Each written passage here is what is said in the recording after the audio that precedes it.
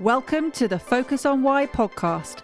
I'm Amy Rowlandson and I ask my guests one simple question. Why? Focusing on the importance of why, I share with you the relatable, uplifting and inspiring conversations I have with people from all walks of life. This podcast will encourage you to focus on your why to enable and empower you to achieve the success you desire. Have a purpose, have a plan, focus on why. Before we get started, are you thinking of creating a podcast or are you a podcast host already? As a podcast strategist, I can help you to launch or relaunch a purposeful and profitable podcast which will inspire, entertain and educate a global audience. Simply book in a one-to-one call with me right now via the Calendly link in the show notes, and together we'll focus on the purpose of your podcast. Today on Focus on Why, I am joined by Steve Lowell. Steve, hello and welcome to Focus on Why. Oh, hi, Amy. Thanks for inviting me here. Well, it seemed like a great idea at the time because when I reached out to you, I knew that you were going to be a great person, having listened to a fantastic webinar that you did. And I just thought there's got to be more to Steve than he's just shared in this last hour that I've spent with him. And what better way was to reach out to you and say, come on the show. Well, no, I think about an hour is what it takes to really reveal all that is Steve. I don't know that there's much more than what you saw, but let's find out. Oh, no, there's definitely more for sure. And I also listened to you on a couple of other podcasts, so I know there's going to be some more coming from you today. So Focus on Why is all about why people do what they do. Let's start with, what is it you're doing at the moment? So I've spent most of my life, as you, I think you know, as a trainer and mentor to professional speakers. But lately, what I've found is I've been working a lot with authors and entrepreneurs from other areas that aren't necessarily speakers. These are folks who have a message that they want to bring to the world, and they do it through speaking, even though they might not be professional speakers. And so what I've been doing lately is helping a lot of nonfiction authors, thought leaders, and experts take their message that they may have written in their book, or maybe they are creating a signature keynote message out of it, and helping them craft it so that they can monetize it.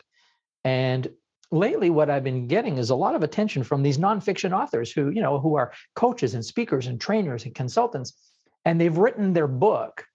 And now they don't really know what to do with that book. And a lot of people were under the misconception that if I write my book, I'm going to get rich. I'm going to sell millions of copies of my book.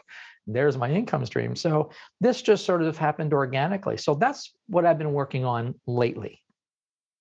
And what's so important about a message to someone? Well, it depends on what the desired outcome is. So what I found is this: there are basically three primary motivators that motivate people like us, you and me, entrepreneurs, experts, speakers, coaches. And the first primary motivator that I found is what I call a mess. And, I meet a lot of people who have a big story. They've got something big that's happened in their life that has set the trajectory of who they have become. And then, so that's the first motivator. And some of us have a big mess. I don't have a mess, but people who have a big mess. And we take the mess from that, the message from that mess and bring it to the world and say, listen, world, this is what happened to me. Let me share with you the messages and the expertise that I've learned. So that's the first one. The second motivator that I found is what I call a moment.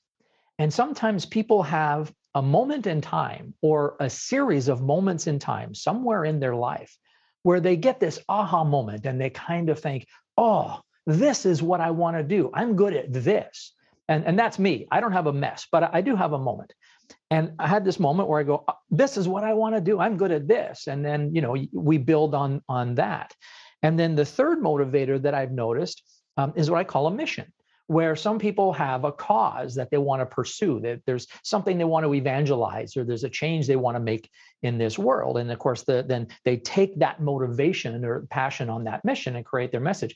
So the reason why the message is so important is because oftentimes the message derives from one of those three or more, one or more of those three motivators. And if the motivator is a mess, then the message extends our expertise to the world and gives our mess value, gives it purpose. If the motivator is the moment, then the message extends the importance and gravity of that moment and gives it purpose. If our motivation is a mission, the message extends the importance and value of the mission. So the reason for the message is because it gives value to who we have become. I love that. And you mentioned that you fell into the second category, the moment of time. Was it a series of moments, or was it that aha moment?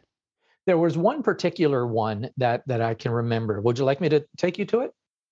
Okay, so I was in my early 20s, and I'm working for a training company in Canada. In fact, it was at that time one of the biggest training companies in the world, and their primary focus was training people how to speak. And I had been a student in that class.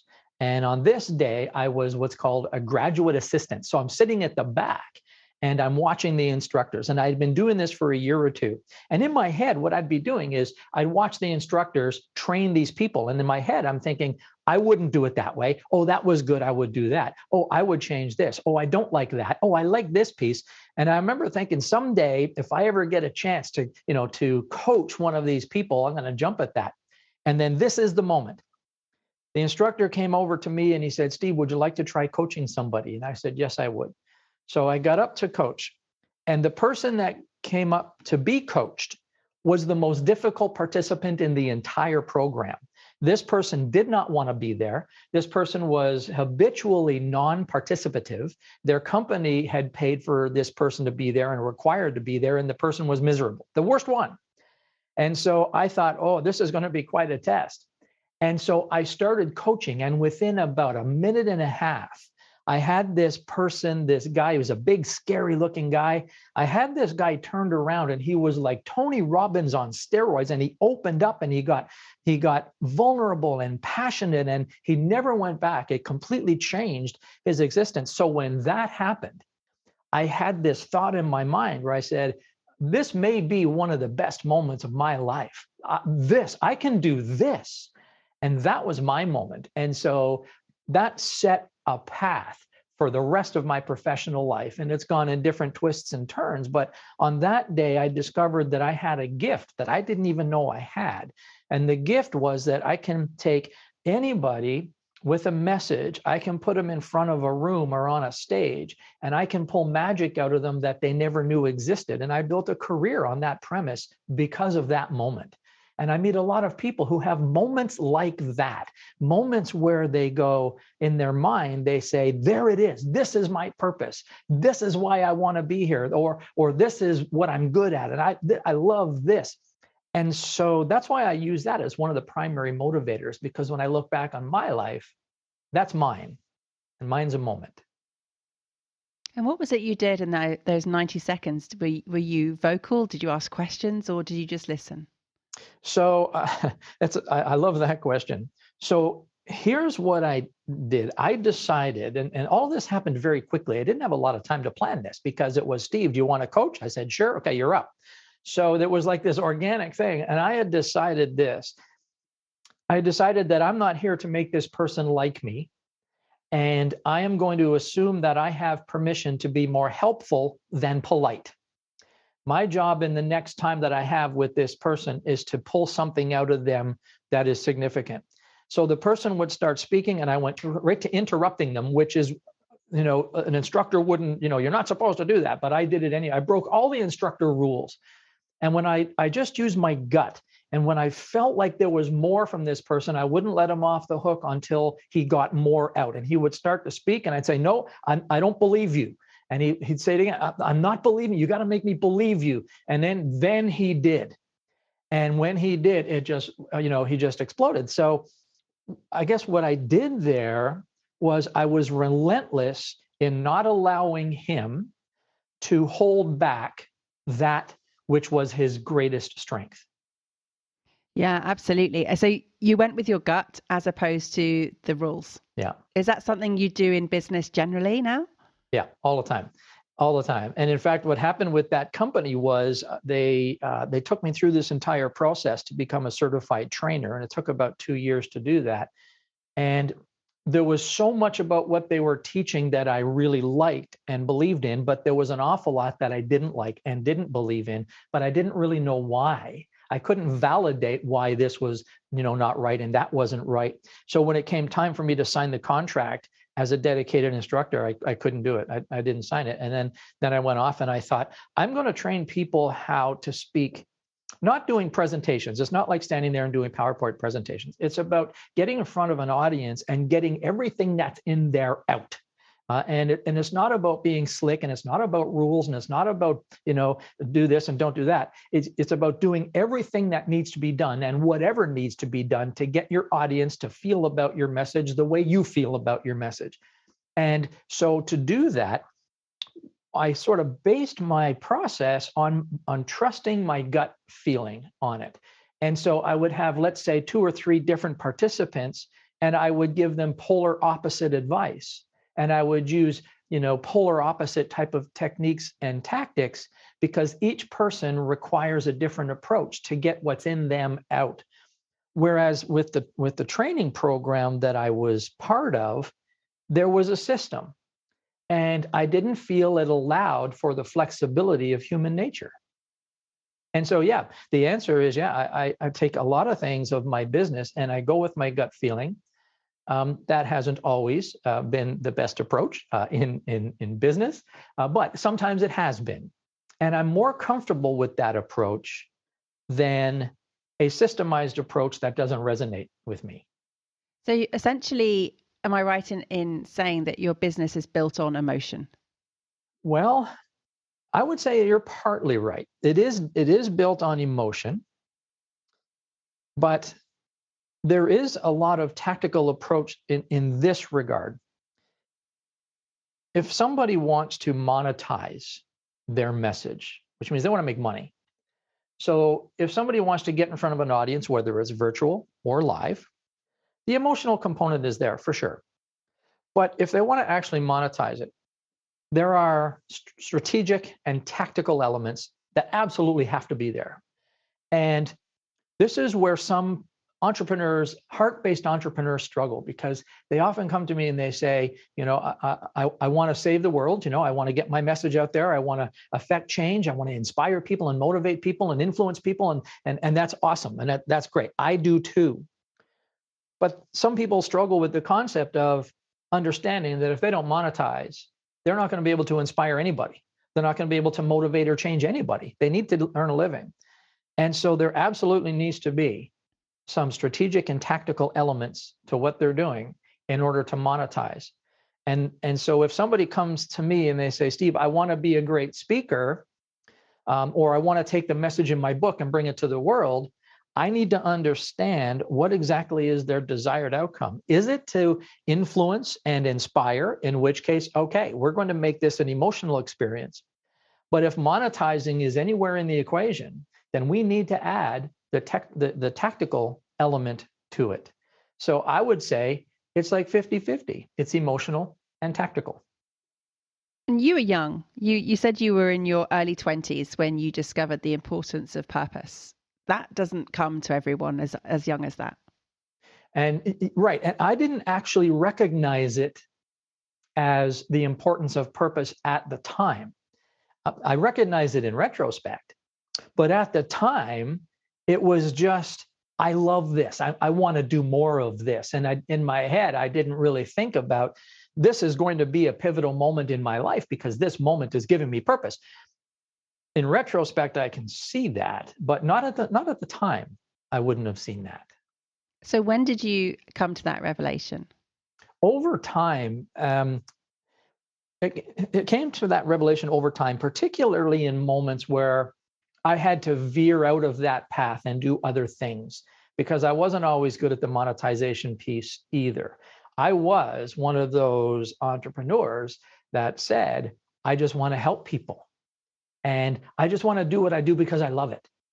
And then my, misunderstanding was, if I do it well enough and if I do it for enough people, they're going to come to me and throw money at me. And of course, that doesn't happen. So along the way, oftentimes what I had to do was I had to take other paths. I did some computer programming for a while, which I loved to do, but I didn't love it as much as doing the speaking and the speaker coaching and that. So when I had to veer off the path in order to earn a living, those are the times where I realized the value of that moment. And, we talk about the power of why. And, we hear this a fair amount. It's all about the why and focus on the why. And I believe that. And I agree with that. And people will ask me the question, what's your why? And I'm sure that's on your list of questions somewhere for today. And, as much as I believe in that question and I believe in that philosophy, I feel like my why is very thin. And the best I can come up with, I can say I want to help people. Yes, that's true. I can say I want to make money. Yes, that's true. I can say all of those things, and they're all true. But the driving, if I go to the very bottom of what drives me to do this, it's because I like it. So I do it for me more than for everybody else. And I just get, that powerful rush when I get a chance to take somebody and break them open and have that message just, explode out of them in ways they never thought possible. I can say I do it for them because I love people so much. And that is true. But I do it more for me because I like the way it makes me feel. And that is a perfectly valid reason. And it's not thin at all. It is the foundation, because if you're not enjoying what you're doing, you're not going to be putting all of your excitement and energy into the space, which then has the sort of ricochet effects of and the ripple effects of helping others. And that fulfillment piece obviously comes as part of it as well. The purpose of this podcast was really initiated because people come to the subject of purpose from so many different perspectives, and rightly so, because there is no one size fits all here. And what I want to do with the show is just bring as many people on as I can to illustrate that point, that, you're not doing it wrong if it's not feeling the same way that you see other people. And it's not, it is so different. It's so unique having the different purpose. And that's why I wanted to ask you, did you recognize it at the time? No. With retrospect, easily so. Yes, we can all trace back the threads to where it started. Now, you've put yourself in an environment surrounded by thought leaders, surrounded by speakers, coaches, consultants, authors, business leaders. You've got so many different resources and access to people who are very high in personal development. Has that been your interest as well? Have you taken yourself on your own personal development journey? Oh, 100%. And I started that many years ago, even before I was with that training organization. And I still do today. Absolutely. I think personal development is, as the name suggests, I believe it's a very personal thing. And when I go through all the different resources that are at my disposal, the different speakers and coaches and trainers and the books and the videos and all of the stuff that's been at my disposal throughout my life, there's probably, I haven't guessed, maybe 10 or 15% of it that actually resonates with me inside. But then that 10 or 15% is what forms the foundation of who I have become and who I show up and how I live my life and what my values are and all those things. And so when I read a ton of books and I'm always looking at all the different personal development aspects of things, and what I look for is that 10%. And I know I find it based on the feeling I get. So I know a lot about, all of the different principles of personal development. And it's not that I don't believe in them. It's the ones that resonate as truth for me in my life. Those are the ones that come into I can feel it when it comes into my soul. And I say that's for me. The rest of it, I kind of go, that's interesting. And I try and learn about it. And I want to understand it. And especially the esoteric stuff, law of attraction and all those things, which I absolutely love. And I love all of those things. But there's probably, I'd say maybe 10 or 12% that actually guide my life, guide my being, guide how I show up. And are you willing to share that, Steve? Yeah, I can share some of it if you like. So the things that guide me, and I have to think about this because no one's asked me that question before. And I don't know that I've put a label on these things. So here's what sort of guide me in no particular order of priority. I'm just going to share with them as they come up. The first one, for me, my biggest value, my most important value is freedom. And the way I define freedom is being able to express things and do things the way my soul tells me is natural to me, the way my gut tells me is natural to me. And that's why I didn't sign the contract with that training company. And again, I wasn't conscious of this concept at the time, really, but I didn't feel free to operate the way Steve Lowell would operate. So that is my highest value, is to be able to be Steve Lowell in any second of any environment in any day, according to who Steve Lowell wants to be in that moment. And that's the type of freedom that I'm talking about. That's my highest value. Another highest value for me is integrity. I chose a long time ago, over a series of many, many, many moments, that I wasn't going to treat people the way so many people have treated me. And I'm not talking about abusive behavior or anything like that. What I'm talking about is I've met so many people, and I'm sure you have too, Amy, people who say they can do something and can't, people who say they will do something and won't. And people who operate from the perspective of, I'm going to take my expertise, product, or service and use that as a mechanism to separate you from your money. And we've had that in our lives. And I made a decision a long time ago that I was never consciously going to do that. And so when I listen to personal development, two things that come to my mind are, does this violate my value of freedom? Does this violate my value of integrity? And I can go on and on with others, but those are the main ones. And so I try and approach life from those two and other values, but those two values I think are the most important things to me. Am I going to be free to express life the way I want to express it without violating my values of integrity? And I love that, because I speak a lot about freedom and what freedom means to people, because it does mean so many different things. And often freedom comes in association with another value. And sometimes it's creation, sometimes it's choice, sometimes it's flexibility. For you, you've shared that it's integrity. Oh, and that's interesting. I didn't know that. Yeah, yeah. I mean, I've listened to quite a few people talk about freedom, and it's been with kindness, with time, with curiosity, whatever, or exploration. There's so many different. But for you, you've combined it with integrity. Mm-hmm. So yeah, I love that. So this 10%, I'm just going to sort of ask another couple of questions if I can. I may have opened up a whole Pandora's box here. You're going to make me think. Okay, let's do this. Well, okay, so awesome. Obviously it's not exact science. You said 10, 15%. It may be more, it may be less, but let's just go with what you've shared. You said that there are elements that are true for you and true for your life. And there have been people in your time who have resonated, or their work has resonated with you. And you've taken that and it said it's come into your soul, it's come into your gut. And you said it guides you. Okay. So what's it guiding you towards, and what's it guiding you away from? Right. I love that question.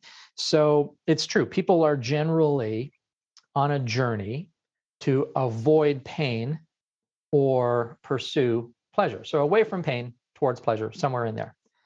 And I'm on both. And, I guess everybody is, but I'm consciously aware generally of which path I'm on when I stop and give it some thought. So it's a big question, but what I'm moving away from is I'm moving away from reliance on others in this world to dictate my major outcome. So I move away from that.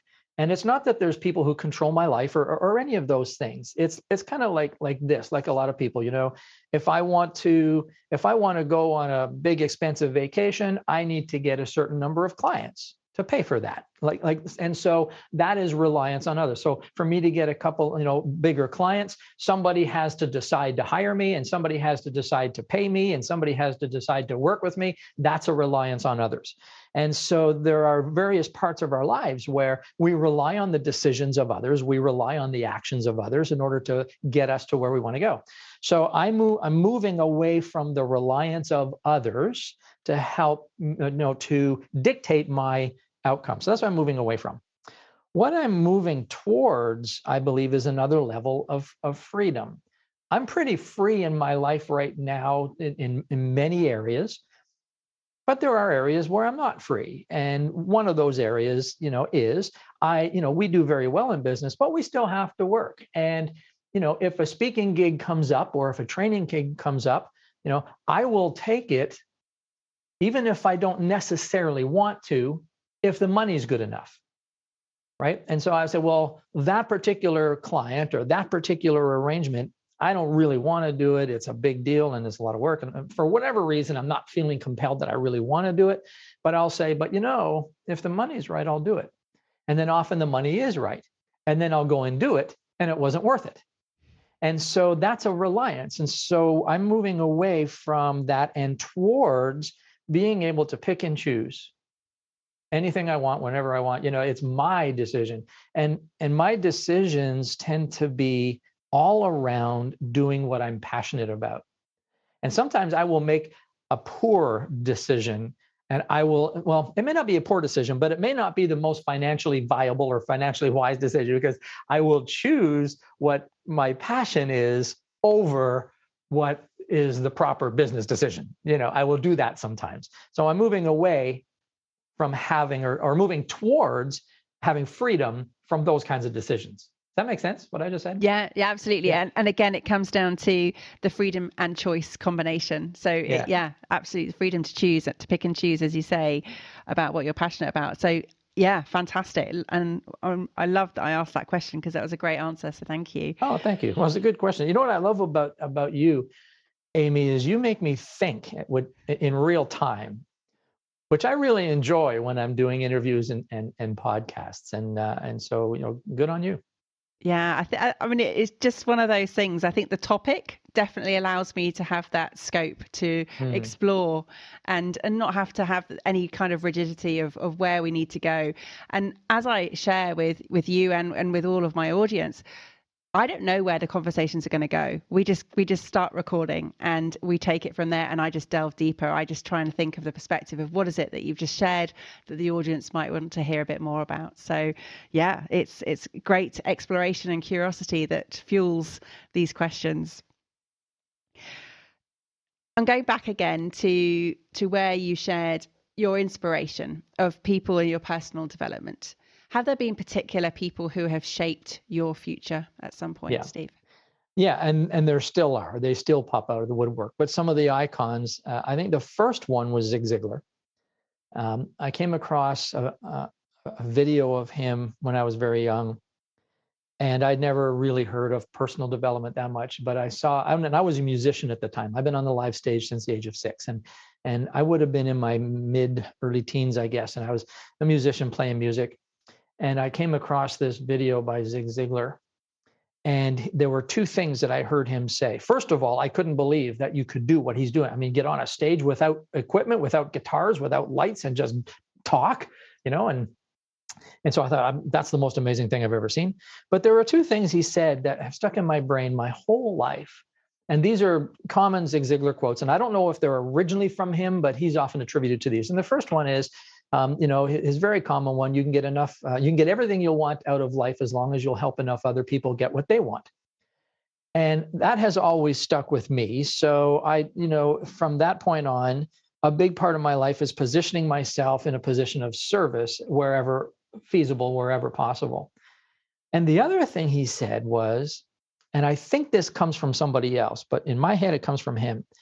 He says, you cannot consistently perform in a manner which is inconsistent with the way you see yourself. And oftentimes what I've done in my life is, when things have not been going well, when I don't feel like I'm making forward progress or even making backwards progress, and when things are bad, those two things keep coming back to my mind because I keep thinking to myself, am I not getting what I want out of life because I'm not helping enough other people get what they want, which means I'm not serving enough? And am I operating in a manner which is inconsistent with how I see myself? And then the question comes to my mind is, well, how do I see myself? And then I end up doing this personal audit on my self-image at that time. And I often see, I listen to my self-talk. I become aware of my self-image at that given time. And I can almost always draw a straight line between my self-image, how I see myself at that given time, to the way I'm performing.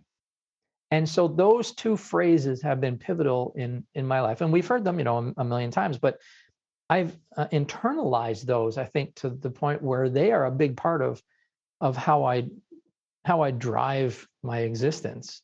So Zig Ziglar was definitely a big one. Another one was Wayne Dyer. And what I loved about Wayne Dyer is I loved the way Wayne spoke. And, I love the way Zig Ziglar spoke too, but when I first got into speaking, what I found was Zig Ziglar was my only point of reference. And so I would emulate Zig Ziglar. Now, I'm from Canada. Zig Ziglar was from Yazoo City, Mississippi, right?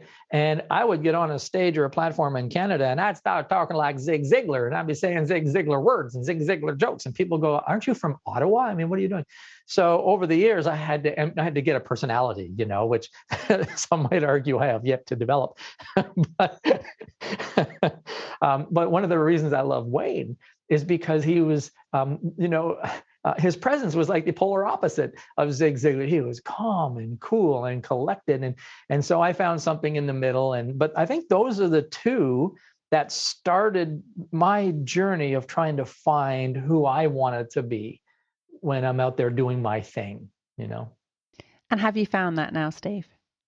Oh, who knows? I mean, sometimes I feel like I have, but then I'll listen to a recording or watch a video and I'll get, that's not it. I'm not there yet. So I don't think it's something that we actually find. I think it's a journey we pursue.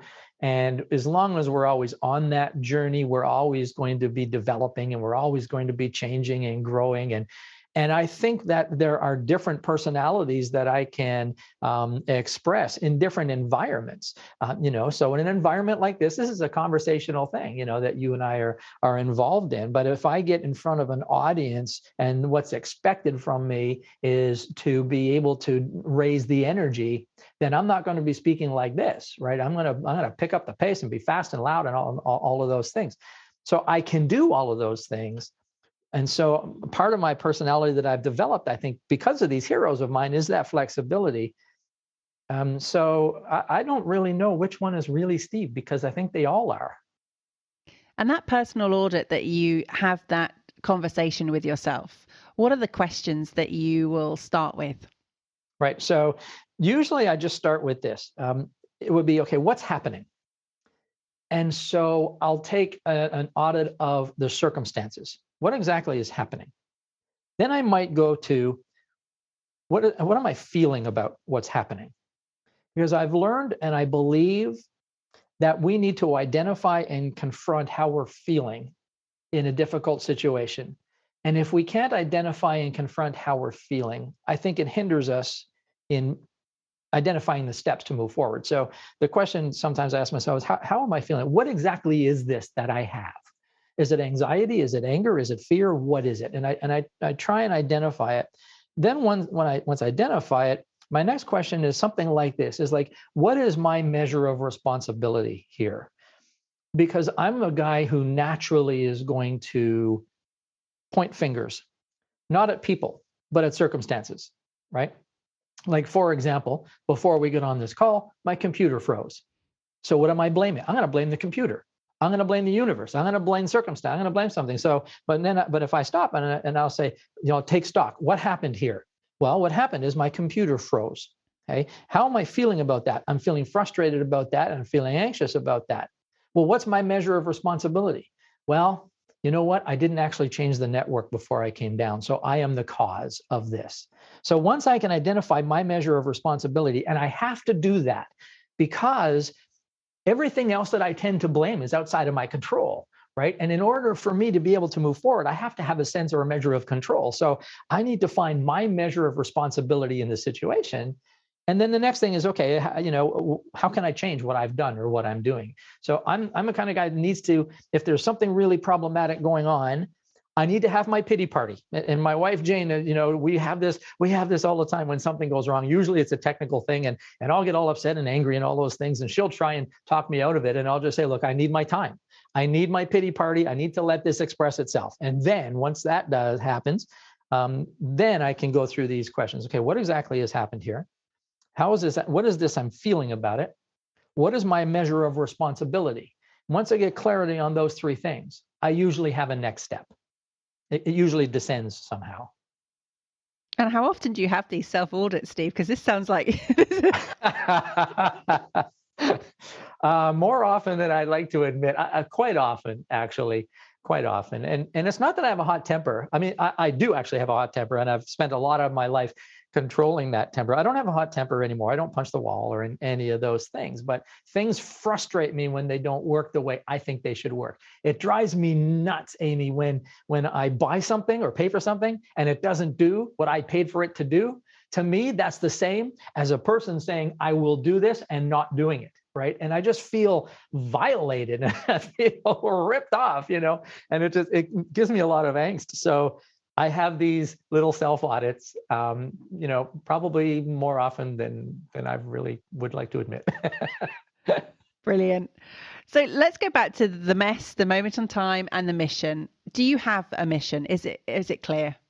No. And I'll tell you what, I love this question too, because Jayne and I have, and Jayne's my wife, and we're partners in business.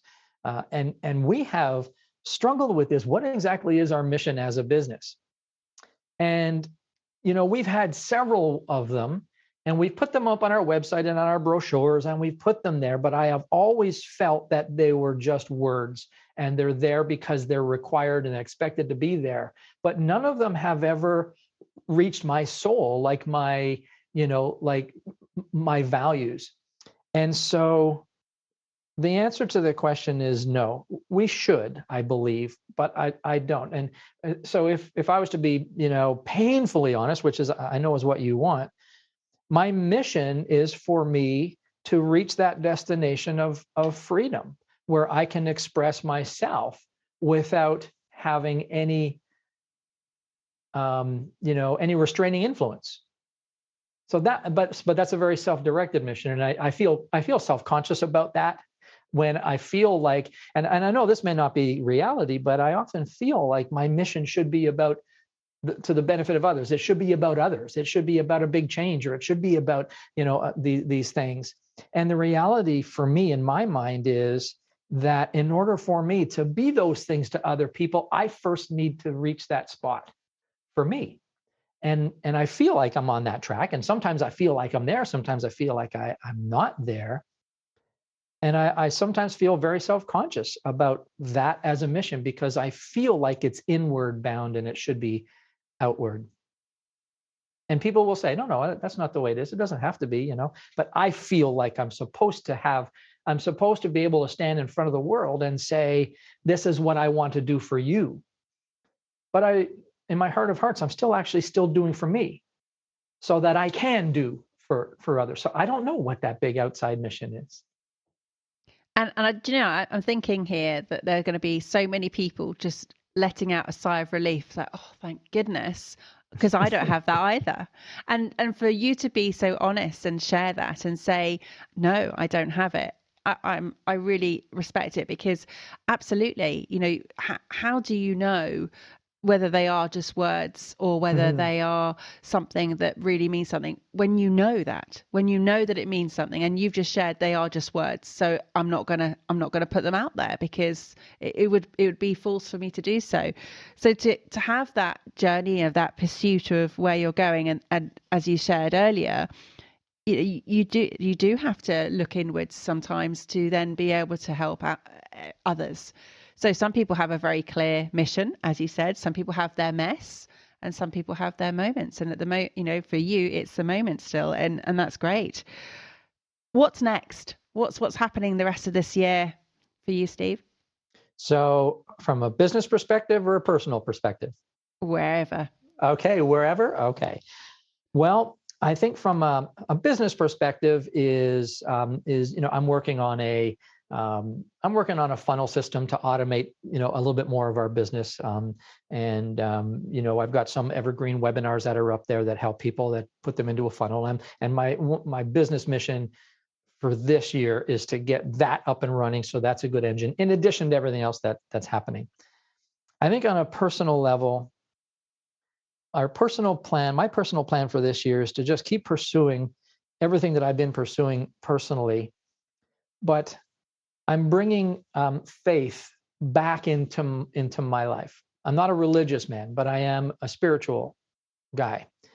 And my wife, Jayne, and I have decided that we are looking for more on the spiritual side of things. And so we've joined some groups that are in alignment with our faith. And I'm working at bringing faith back into my life at a higher level, because I can see in my history, when my faith was stronger than it is now, my life was better and things moved forward more than they do. And it's not that things are not moving forward now, but with the pandemic and everything, we've had to take some steps back. Like most people, we had to do the pivot and all those things, and momentum is picking up again, but I just feel safer in my life. Over the history of my life, I feel safer for some reason when my faith is stronger. And so that's a big thing for us this next year. And when you say in a spiritual sense, what will you be doing in terms of practice there? What is it you'll look at? Yeah. So I'm going to separate spirituality and religion, because religion isn't a big part of my life. It is a part, but not a big part. And I've done an awful lot of work through my life on the spirituality piece, and I feel very strong and comfortable there. And then there's this religious piece that I grew up with, and I had some exposure to in my previous life with my previous relationships, and I kind of pushed that aside, because in my head, what's happened to me is there's this gap between spirituality and religion, and what I'm searching for is the middle ground, because I think there's value in both. So my personal search is, how can I take what I know and believe about spirituality and marry it with the most important parts, or not the most important parts, but the parts of religion that resonate with me? And how can I put them together so that I feel like I have this balance between the universe and God? And where does purpose fit in with that? Where does purpose fit in with that? Here's what I'm thinking. You're challenging me with these questions, which I just love. I think my purpose with these things is this. I've talked about what I'm moving away from and what I'm moving towards. And for me to keep moving towards this sense of freedom that I'll know it when I achieve it, part of that journey is this marriage between spirituality and religion, and that's what I'm calling faith. And I feel like if my faith is more intact, if my faith is more in line with what resonates with me and my soul, that's going to give me fuel to pursue the purpose, to pursue the path. And so that's my answer at this moment. I haven't given that question thought, but I love the question, and I'm going to give it thought. In fact, I'm probably not going to sleep tonight until I get an answer. But that's my answer at the moment. Well, take your time to journal on it, and you know what, the subconscious is a marvelous thing. So you'll probably wake up with an answer in a day or two, or maybe a week or two. Who knows? It's just let it sit there and get it answered eventually. But the pursuit of these questions in life, I mean, people have been doing this for millennia. So don't give yourself a hard time. No, I'm not. I love the questions. And here's why I love the questions so much. One, because they make me think, which I really like. And it's going to give me, more food for thought over the next coming days. But the other reason why I love these questions is because they remind me of these things that are important, that sometimes get lost in a busy life. We're very, very busy doing many, many, many things, as most people are. And sometimes these questions, I need to be reminded of these questions, and I need to be reminded to take the time to consider the answers to these questions. And that's one of the things that's so helpful about me being a guest on these podcasts with you and some others, is it reminds me of some of the important questions that I need to give some space to every day. Fantastic. And I'm looking forward to actually meeting you in person. We're going to be able to do that at the end of this year at We the are. Global Speaking Federation conference in Ireland. I'm really looking forward to Yeah. that. So Yeah, tell me, in Dublin. tell me, Steve, what made you get involved in the GSF? Wow. Okay. So here's what happened. In Canada, we have CAPS, the Canadian Association of Professional Speakers. And years ago, I would come to the CAPS local meetings in Ottawa, and I'd pay my 10 or 20 bucks, whatever it was, and I would pick and choose which meetings I wanted to go to, and I would go. And I couldn't understand why I would join. Why would I pay the annual fee when I can just come as a guest? And nobody was asking me, are you a member of CAPS? Then what happened was, and this is another moment actually, then what happened was somebody came to me and said, Steve, are you a member of CAPS? And my answer was, as soon as it came out of my mouth, I knew it was the wrong answer. And my answer was, no, not yet. Now, in my head, what I was saying was, I have yet to decide if this association is going to be of value to me. But what this person heard and what I heard was, I don't qualify yet. Because you have to earn a certain amount, as you know, a certain amount to qualify. And as soon as the answer came out of my mouth, I just felt that my credibility had dropped through the floor. And so I thought, okay, I'm getting to the point where the answer needs to be yes. But I delayed, I procrastinated, and I kept going to the meetings. And then somebody who was a person of influence, it was one of those people where the answer absolutely had to be yes, came to me and said, so are you a member of CAPS? And the answer was no. And so I didn't say not yet. What I said was, I'm expecting to join next week. And so that was the best I could come up with at the moment. So because I had said those words, I thought, okay, the answer now absolutely has to be yes. So I joined. When I joined CAPS, that's when I learned about the Global Speakers Federation. Because the Global Speakers Federation, as you know, Amy, it's like a group of associations. So you and I, as individual members, are not members of the GSF. PSA UKI is a member of GSF. CAPS is a member of GSF. So it's the associations that are members. So I saw GSF, I heard about it, and I read a little bit about it. Somebody told me about it. And what I saw a line of sight to global connections, to global connection equity, to global events, to global stages. I saw this direct line of sight that all I need to do is I just need to be part of that. I need to be part of that team. So I joined the board of CAPS. In fact, there's a big story around that, but I was in CAPS for about 3 days, and then I became president-elect of the chapter. What happened was, when I join something, I do this. I never join something as a member. I join, I say, how can I serve? Right? Because it's part of that thing about being in service. How can I serve? So the person at CAP said, well, there's a position on the board that we just lost somebody, and it's a programming position or something. Would you like to do that? And I said, sure. So he said, well, we're having our board meeting tomorrow. Come on in and I'll introduce you to the crew. So we went to the board meeting, and at that board meeting, this was in April, the president-elect for the following year announced that he couldn't do it because he was moving away. And I was looking around the table and nobody said anything. And I said, I'll do it. So they said, okay. So I became president-elect. So I served as president for 2 years. And then I learned the path to get to the GSF. A good friend of mine, JJ Brunn, here in Ottawa, he's a deep thinker, and he came to me and he said, look, here, here's what you want to do. You want to work backwards. If you want to be at the GSF level, you got to do this. And he worked me all the way backwards.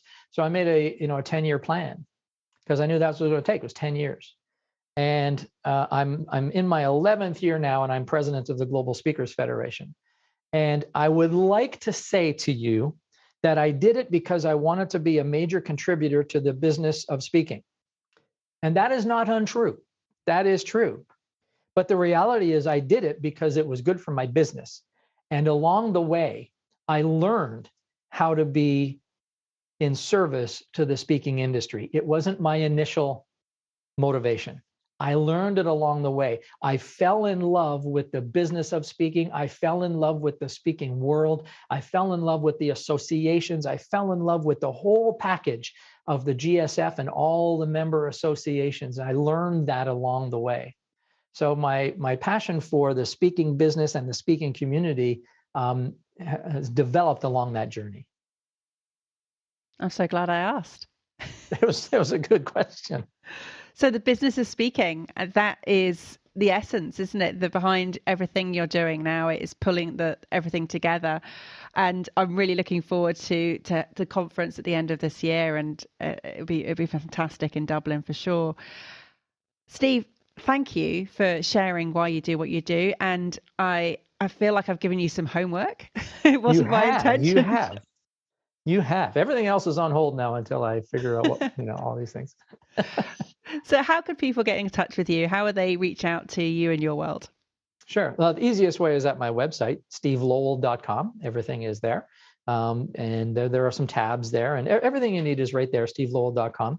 But there is something specific for authors. If you're a nonfiction author and you've just written your book, or you've had it out for a while, and if you're feeling like you're struggling to sell it and to monetize it, there's a webinar that I do there, and it's called "You're a Nonfiction Author, Now What?" And it's right there at the website. There's a big banner of it right there, stevelowell.com. But check that out, because that might be of value to you as well. Well, that's very generous of you. Thank you. I'll make sure it goes in the show notes so that people can click onto that for sure. Thank you. Terrific. And in terms of now what, please can you give us some final words to close out the episode, Steve? Yeah. So there's a line by Garth Brooks in a song that he did called "The River." And I'm a big Garth Brooks fan, and of all the Garth Brooks songs, of all the great words that he's written, these ones stand out in my mind and more than any of them. And these are them. Don't you sit upon the shoreline and say you're satisfied. Choose to chance the rapids and dare to dance the tide. Those are my final words. Thank you for listening to Focus on Why with me, Amy Rowlandson. To show your appreciation and to help other listeners understand what value you have received from tuning in today, please leave me an Apple Podcast 5-star review. Remember, the conversation doesn't end here. To keep it going, connect with me on LinkedIn, Instagram, Facebook or Twitter, or join the inspiring, uplifting and positive Focus on Why Facebook group. All the links are in the show notes. Have a purpose, have a plan, focus on why.